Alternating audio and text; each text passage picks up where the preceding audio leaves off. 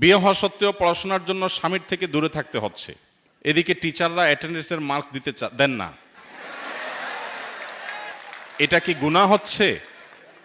আমার জন্য কোনটা বেশি জরুরি, পড়াশোনা কি সংসার? আমাদের এ বোন উভয় সমস্যায় পড়েছেন। স্বামীর কাছে থাকতে গেলে, সংসার করতে গেলে টিচার অ্যাটেন্ডেন্স দিচ্ছেন না, আবার টিচারের কাছে অ্যাটেন্ডেন্স পেতে গেলে স্বামী অ্যাটেন্ডেন্স দিচ্ছেন না।